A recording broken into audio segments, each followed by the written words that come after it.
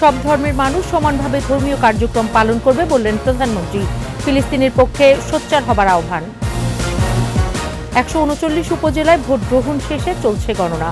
বিচ্ছিন্ন সংঘাতে আহত 25, আটক 37।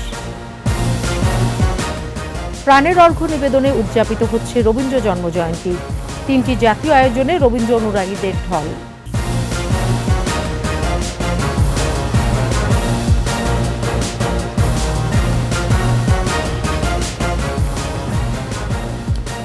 শুনছিলেন ফার্স্ট সিকিউরিটি ইসলামী ব্যাংক পিএলসির সংবাদ শিরোনাম।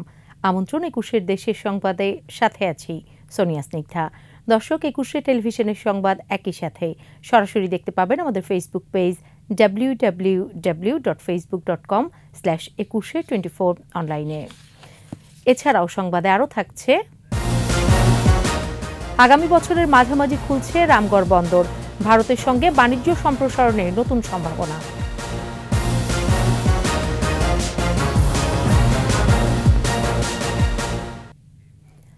বিশ্বজুড়ে নির্যাতিত মুসলমানদের পক্ষে সোচ্চার কণ্ঠ বঙ্গবন্ধু কন্যা প্রধানমন্ত্রী শেখ হাসিনা। বললেন, মুসলিম দেশগুলো একসঙ্গে কাজ করলে ফিলিস্তিন সহ বিশ্ব মুসলিমের দাবি আদায় সহজ হতো। ইসলামের নামে মুষ্টিমেয় কিছু মানুষ অপকর্ম করে বদনাম ছড়ায় উল্লেখ করে সরকার প্রধান বলেন, সব ধর্মের মানুষ সমানভাবে ধর্মীয় কার্যক্রম পালন করবে। বিস্তারিত জানাচ্ছেন আকবর হোসেন সুমন। চাঁদ দেখা সাপেক্ষে 16 জুন হবে পবিত্র হজ। লাব্বাইক আল্লাহুম্মা লাব্বাইক ধ্বনিতে মুখরিত হয়ে উঠবে মক্কা মদিনা। 9 মে থেকে 12 জুন পর্যন্ত বিমান বাংলাদেশ এয়ারলাইন্সের 117টি ফ্লাইট সৌদি আরবে পৌঁছে দেবে 45,525 জন বাংলাদেশি হজ যাত্রীকে। আর সৌদি আরবের ফ্লাইনাস এয়ারলাইন্স 43টি হজ পূর্ব ফ্লাইটে পৌঁছে দেবে বাকিদের। এবার 4,562 জন সরকারি ব্যবস্থাপনা এবং বাকি 80,695 জন ব্যক্তিগত ব্যবস্থাপনায় হজ পালন করবেন। সৌদি আরব থেকে 20 জুন শুরু হবে বাংলাদেশি হাজিদের ফিরতি ফ্লাইট। রাজধানীর আশকোনায় হাজি ক্যাম্পে হজ কার্যক্রমের আনুষ্ঠানিক উদ্বোধন করেন প্রধানমন্ত্রী শেখ হাসিনা। এ সময় আবারও ফিলিস্তিনে গণহত্যার প্রতিবাদ জানান প্রধানমন্ত্রী। দেশটির অধিকার বুঝিয়ে দিতে মুসলিম বিশ্বকে এক হবারও আহ্বান জানান বঙ্গবন্ধু কন্যা। আমি আমার কণ্ঠস্বর আমি প্রতি জায়গায় এর প্রতিবাদ করে যাচ্ছি, কারণ প্যালেস্টাইন আবার তারা তাদের আরব ভূখণ্ডে তাদের জায়গা তারা পাবে, এটা তাদের অধিকার। এই অধিকার কেউ কেড়ে নিতে পারে না, কাজে সেই অধিকার তাদের দিতে হবে। আজকে যদি আমাদের সকল মুসলিম কান্ট্রিগুলি এক হয়ে একযোগে কাজ করতে পারত, তাহলে আরো আমরা এ ব্যাপারে অনেক অগ্রগামী হতে পারতাম। ইসলামের নামে মুষ্টিমেয় গোষ্ঠীর সন্ত্রাসী কর্মকাণ্ডের সমালোচনা করে প্রতিরোধের তাগিদ দেন সরকার প্রধান। ধর্মীয় অনুভূতিতে আঘাত দেয় এ ধরনের কোনো কাজ যাতে কেউ না করে। মদ, জুয়া, দুর্নীতি, সন্ত্রাস, জঙ্গিবাদ করে আমাদের একটা পবিত্র ধর্ম ইসলাম ধর্ম, যে ধর্ম শান্তির ধর্ম, যে ধর্ম সকল শ্রেণীর মানুষকে অধিকার দিয়ে গেছে, সেই ধর্মের নামে একটা সামান্য মুসলিমের কিছু লোক তারা যে এই সন্ত্রাসী কর্মকাণ্ড করে একটা বদনাম দিয়ে যায়, এটাই সব থেকে দুঃখজনক। বাংলাদেশ ও বিশ্ব শান্তির জন্য হজ যাত্রীদের কাছে দোয়া চান প্রধানমন্ত্রী। আপনারা সবাই অবশ্যই আমাদের জন্য দোয়া করবেন, বাংলাদেশের জন্য দোয়া করবেন, বাংলাদেশের মানুষের জন্য দোয়া করবেন, সেই সাথে সারা বিশ্বের মুসলিম উম্মার জন্য দোয়া করবেন। আকবর হোসেন সুমন, 21 টেলিভিশন, ঢাকা। ষষ্ঠ উপজেলা পরিষদ নির্বাচনের প্রথম ধাপে 139টি উপজেলায় শান্তিপূর্ণভাবে ভোট গ্রহণ শেষে চলছে গণনা। উৎসবমুখর পরিবেশে সকাল 8টা থেকে বিকাল 4টা পর্যন্ত চলে ভোট গ্রহণ। 22টি উপজেলা পরিষদের ভোট হয়েছে ইভিএমে। বাকি 117টি উপজেলায় ভোট গ্রহণের পর ব্যালট বাক্স একসাথে নিয়ে গণনা চলছে। সকালে কিছু কিছু স্থানে বৃষ্টিতে ভোটার উপস্থিতি কম থাকলেও বেলা বাড়ার সাথে সাথে বাড়তে থাকে ভিড়। দু একটি জায়গায় অপ্রীতিকর ঘটনার খবর পাওয়া গেলেও কোথাও বড় ধরনের সংঘর্ষ হয়নি। এই নির্বাচনে 1,635 জন প্রার্থীর মধ্যে চেয়ারম্যান পদে 570 জন, ভাইস চেয়ারম্যান পদে 625 জন এবং সংরক্ষিত নারী ভাইস চেয়ারম্যান পদে 440 জন প্রতিদ্বন্দ্বিতা করছেন। এর আগে ভোট গ্রহণ চলাকালে বিচ্ছিন্ন কিছু সংঘাত ছাড়া পরিবেশ ছিল শান্তিপূর্ণ। 30 থেকে 40% ভোট পড়ার তথ্য জানিয়ে প্রধান নির্বাচন কমিশনার কাজী হাবিবুল আওয়াল বলেছেন, 34টি হাতাহাতির ঘটনায় আহত হয়েছেন 25 জন। জাল ভোট সহ নানা অনিয়মের অভিযোগে প্রিজাইডিং অফিসার সহ 37 জনকে আটক করেছে পুলিশ। 2টি কেন্দ্রে ভোট গ্রহণ স্থগিত করা হয়েছে। প্রতিনিধিদের সহায়তায় আরও জানাচ্ছেন রত্না জামান।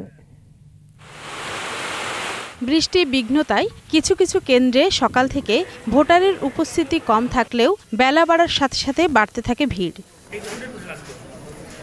আমার ভোট আমি দিছি, খুব সুন্দরভাবে দিছি, খুব সুস্থভাবে ভোট হইতেছে ইনশাল্লাহ। তো পরিবেশ খুব সুন্দর। আমার ভোট দিয়েছি আমি, আর ভোট দিতে ভালো লাগে। আমি নতুন ভোটার, আমার ভালো লাগছে, পরিবেশ অনেক ভালো। ভোটের পরিবেশ নিয়ে সন্তুষ্ট অনেক প্রার্থী। আমার কাছে তা মনে হয় না। আপনি একটু পাইনশাল কেন্দ্র দেখেন, যথেষ্ট উপস্থিতি। যদি আমাদের বিরোধী কেন্দ্রগুলো দেখেন, উপস্থিতি ভালো দেখেন। মাদারীপুর সদর উপজেলার বালিয়া সরকারি প্রাথমিক বিদ্যালয় ভোট কেন্দ্রের পাশে 2 চেয়ারম্যান প্রার্থীর সমর্থকদের ধাওয়া পাল্টা ধাওয়া ও সংঘর্ষে আহত হন কমপক্ষে 10 জন। এই কেন্দ্রের বাইরে মানে দুই পক্ষই দাওয়া পাল্টা দেওয়া হয়েছে বলে আমরা জানতে পেরেছি। আমরা এটা তথ্য সংগ্রহ করতেছি এবং সেই ব্যাপারে আমরা আইনি ব্যবস্থা গ্রহণ করব। কেন্দ্রের অভ্যন্তরে নয়, আমাদের কেন্দ্র সম্পূর্ণ রকমভাবে সুরক্ষিত আছে এবং আমাদের কেন্দ্রের ভিতরে আমাদের সকল কেন্দ্রে খুব শান্তিপূর্ণভাবে আমাদের ইলেকশন অব্যাহত আছে। নরসিংদী সদর উপজেলার কাকশিয়া সরকারি প্রাথমিক বিদ্যালয় ভোট কেন্দ্রে 2 চেয়ারম্যান প্রার্থীর সমর্থকদের সংঘর্ষে আহত হন 5 জন।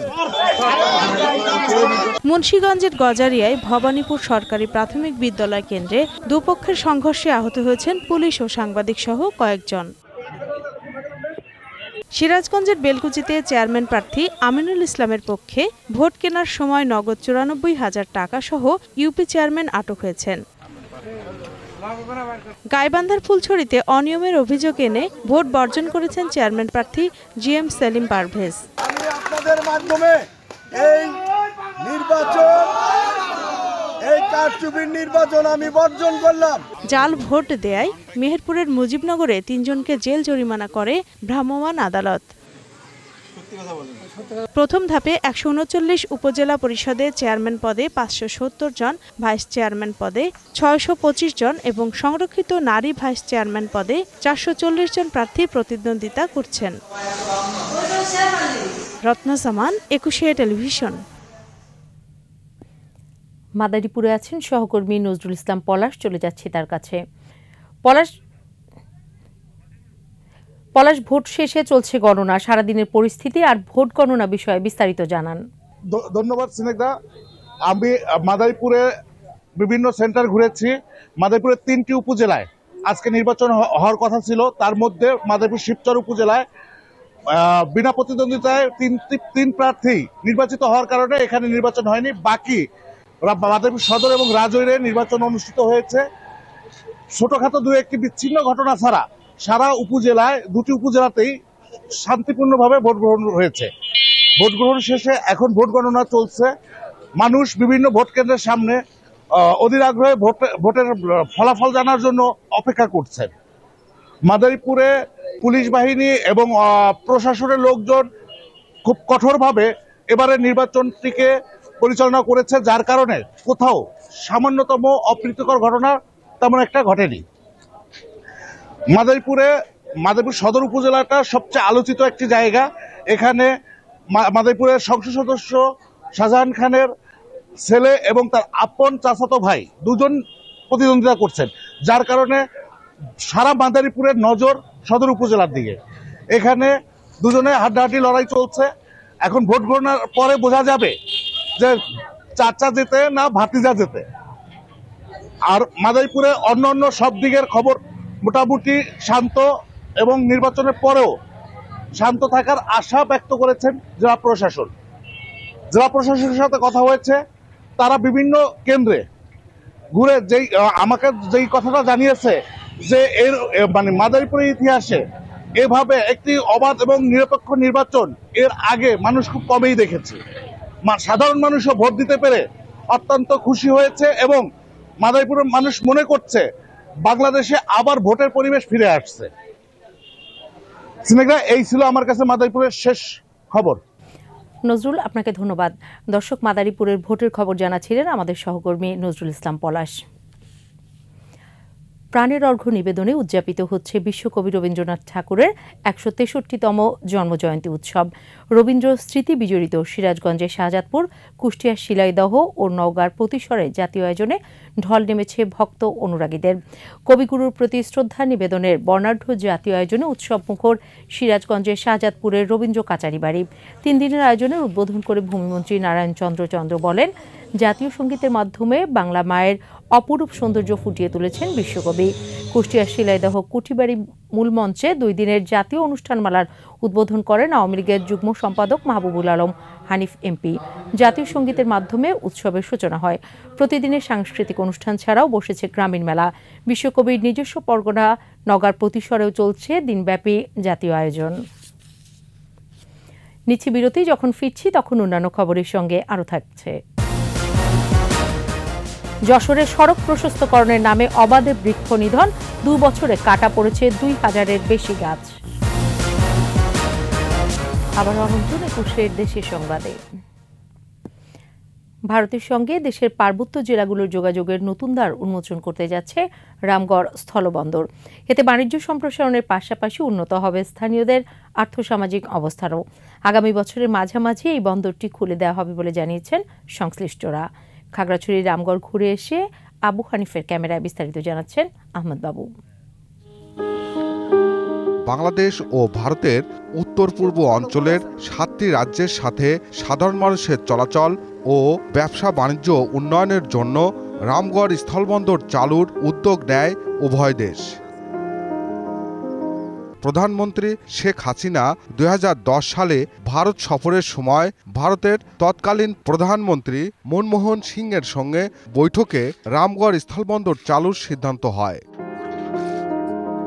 এরপর 2022 সালে বিশ্বব্যাংকের সহায়তায় কাজ শুরু হলেও বিএসএফ-এর বাধায় কাজ বন্ধ হয়। পরে উচ্চ পর্যায়ের আলোচনার পর আবারও কাজ শুরু হয়।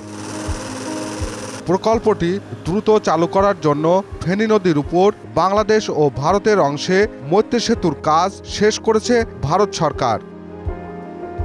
স্থানীয়রা বলছেন, 3 পার্বত্য অঞ্চলের মানুষের জন্য ভারতের ত্রিপুরা, আসাম সহ ওই অঞ্চলের যাতায়াত সহজ হওয়ার পাশাপাশি পর্যটকদের আগমন বাড়বে। এখন তো আমাদের কাছে আসছে, পাসপোর্ট করলে আমরা ভারতে বেরোতে পারবো। রামগড় থেকে সাবরুম পার হয়ে ওরা ট্রেনে করে কলকাতা বা বিভিন্ন অঞ্চলে ছড়িয়ে পড়তে পারবে। ভারত এবং চট্টগ্রাম বন্দরের সাথে যে কানেকশনটা হচ্ছে এবং এখানে ব্যবসা বাণিজ্যের অনেক প্রসার ঘটবে এবং আমাদের এখানকার এলাকার লোকজনের অনেক কর্মসংস্থান হবে। বাংলাদেশ অংশে যাত্রী পারাপারে পুরোপুরি প্রস্তুত রামগড় বন্দর, তবে পণ্য পরিবহনের জন্য প্রস্তুত হতে আরও কিছু সময় লাগবে। প্যাসেঞ্জার সাইডটা হয়ে গেল, এটা আমাদের রেডি, এখনো বাকি নেই। আর যেটা আপনার কন্টেইনার অথবা গুডস অথবা ট্রেড যে গুডসের হবে, সেটা আমরা প্রিপেয়ার্ড হব জুন 25-এ। বন্দরটি চালু হলে চট্টগ্রাম বন্দর থেকে ট্রান্সশিপমেন্টের মাধ্যমে ভারতে পণ্য পরিবহন শুরু হবে বলেও জানান প্রকল্প পরিচালক। চিটাগাং পোর্টটাকে ইউজ করার জন্য ইন্ডিয়া কলকাতা থেকে জাহাজ এখানে আসবে কন্টেইনার, সেই কন্টেইনারগুলো সরাসরি বাংলাদেশি ট্রাক আমাদের পোর্টে চেক করে ইন্ডিয়াতে পৌঁছাই দেবে। আমাদের সঙ্গে একটা চুক্তি হয়েছে, ট্রান্সশিপমেন্ট চুক্তি। বারৈয়ার হাট, হেয়াকা ও রামগড় সড়ক প্রস্তুতকরণ কাজ দ্রুত গতিতে চলছে বলেও জানান প্রকল্প পরিচালক। রামগড় স্থলবন্দর চালু হলে বাংলাদেশ ও ভারতের 7 সিস্টারের মধ্যে সাধারণ মানুষ ও পণ্য পরিবহনের উন্নত যোগাযোগ বাড়বে উভয় দেশের আর্থসামাজিক উন্নয়ন। আহমদ বাবু, 21 টেলিভিশন, রামগড়, খাগড়াছড়ি। যশোরে সড়ক প্রশস্তকরণের নামে অবাধে কাটা পড়ছে গাছ। গত 2 বছরে সড়ক মহাসড়কের পাশ থেকে 2000-এর বেশি গাছ কেটে ফেলা হয়েছে। যে পরিমাণ গাছ কাটা পড়েছে তার তুলনায় 1% নতুন গাছ লাগানো হয়নি। দিনে দিনে বৃক্ষ নিধনের ফলে জেলার আবহাওয়া হয়ে উঠছে চরমভাবাপন্ন। প্রতিনিধি শিকদার খালিদের তথ্য ছবিতে মাসুম আলিসার প্রতিবেদন। সামাজিক বনাঞ্চলের জন্য যশোরের খ্যাতি থাকলেও দিনে দিনে কমছে বনাঞ্চলের সংখ্যা। পরিবেশবাদীরা যশোর বেনাপোল সড়কের 2 পাশের বৃক্ষ নিধন প্রতিরোধ করতে পারলেও রক্ষা হয়নি জেলার অন্য মহাসড়কের পাশের গাছগুলো। রেন্টি গাছ বলে, এটা বলে শিরীষ গাছ। গাছটার বয়স আছে 1 থেকে 150 বছর। মনিহাল থেকে শুরু করে সাতিয়ামতলা বাজার, বুঝছেন, এখানে আমার 1 থেকে 500 পর্যন্ত আমাদের কন্ট্রাক্টরের। সড়ক সম্প্রসারণ কাজের জন্য 2022 সাল থেকে যশোর চুকনগর ও কেশবপুর সাগরদাড়ি সড়কের পাশ থেকে 2000-এরও বেশি গাছ কাটা হয়েছে। এর মধ্যে এবছর যশোর নড়াইল সড়কে কাটা হয়েছে 892টি গাছ। 2022 সালে যশোর ঝিনাইদহ সড়কে কাটা হয়েছে 835টি, যশোর চুকনগর সড়কে কাটা হয়েছে 462টি গাছ। গাছ কাটার জন্য আমাদেরকে সড়ক জনপদ যশোর থেকে আমাদেরকে অপসারণের জন্য চিঠি দিয়েছে। চিঠির প্রেক্ষিতে আমরা গাছগুলো কেটেছি। যেখানে সাধারণত গাছ কাটার প্রয়োজন নেই বা গাছ না কাটলেই নয়, সেই গাছগুলি আমরা কাটি, বা যেখানে গাছ কাটার প্রয়োজন নেই সেগুলো আমরা রেখে দিই। প্রায় 800 হেক্টর জমির গাছ উজাড় হলেও নতুন করে তেমন কোনো বৃক্ষরোপণ করা হয়নি। গাছটা বাঁচানোর দরকার আছে। এই গাছটাই জায়গা বাঁচলি সবাই এই জায়গায় রোদ পিট করে থাকতে পারবে, এই জায়গায় যাতে রোদই তাকে গায়ে না তাপ লাগে। যশোরের আবহাওয়ার এখনকার পরিবর্তনের জন্য বৃক্ষ নিধনকেই দায়ী করছেন স্থানীয়রা। যেহেতু এটা জাতীয় মহাসড়কে, এটা 6 লেন বা 4 লেন সরকার করবে, সেই রাস্তার উন্নয়নের সাথে সম্ভবত এই গাছগুলো তারা টেন্ডারের মাধ্যমে বিক্রি। এই গাছ যদি মারি দেয় বাজারে কেউ টিকতে পারবে না, কারণ এর তো মরুভূমির মতো হয়ে যাবে। তবে এবছর বৃক্ষরোপণের কর্মসূচি নেওয়া হচ্ছে বলে জানালেন জেলা পরিষদের নির্বাহী কর্মকর্তা। গ্রাম অঞ্চলের যে রাস্তাঘাট, যেটার মালিকানা জেলা পরিষদে, আমরা পরিকল্পিত উপায়ে বৃক্ষরোপণ, এবং এখানে আমাদের একটা বড় ধরনের বরাদ্দও থাকবে। যশোরের চরমাভাবাপন্ন আবহাওয়ার জন্য বৃক্ষরোপণের কোনো বিকল্প নেই বলে মনে করেন পরিবেশবাদীরা। মাসুম আলিসা, 21 টেলিভিশন। এবার চট্টগ্রামের খবর।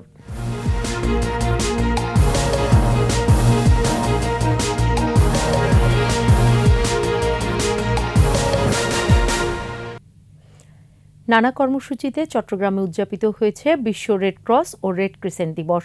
জাতীয় পতাকা ও রেড ক্রিসেন্ট পতাকা উত্তোলনের দিনব্যাপী কর্মসূচির উদ্বোধন করেন চট্টগ্রাম সিটি কর্পোরেশনের মেয়র। পরে স্কুল কলেজের 1000 যুব স্বেচ্ছাসেবকের অংশগ্রহণে র্যালি প্রেস ক্লাব থেকে বের হয়ে চেরাগি পাহাড় মোড় প্রদক্ষিণ করে। কর্মসূচির মধ্যে ছিল শান্তি র্যালি, রক্তদান, চট্টগ্রাম মেডিকেল কলেজ হাসপাতালের শিশু ওয়ার্ডে খাদ্য বিতরণ, স্কুল কলেজ ইউনিটের দেয়ালিকা প্রদর্শনী ও আলোচনা সভা।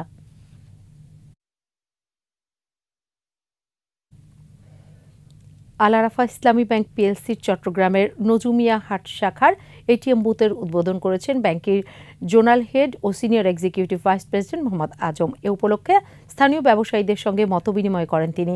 শাখা ব্যবস্থাপক মোহাম্মদ শাহজাহান হায়দারের সভাপতিত্বে সভায় আরও অংশ নেন ব্যাংকের জোনাল ডেপুটি হেড ও senior vice president AFM Faisal Kabir ও senior assistant vice president Mohammad Arifur Rahman. বক্তারা জানান 249তম এই বুথে রাত দিন 24 ঘন্টা সেবা পাবেন স্থানীয় ব্যবসায়ী ও গ্রাহকেরা।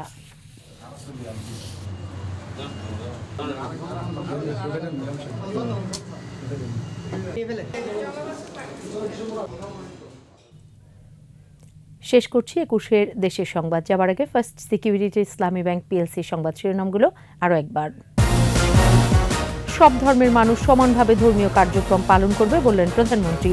ফিলিস্তিনের পক্ষে সোচ্চার হবার আহ্বান। 139 উপজেলায় ভোট গ্রহণ শেষে চলছে গণনা। বিচ্ছিন্ন সংঘাতে আহত 25, আটক 37। প্রাণের অর্ঘ্য নিবেদনে উদযাপিত হচ্ছে রবীন্দ্র জন্মজয়ন্তী। 3টি জাতীয় আয়োজনে রবীন্দ্র অনুরাগীদের ঢল।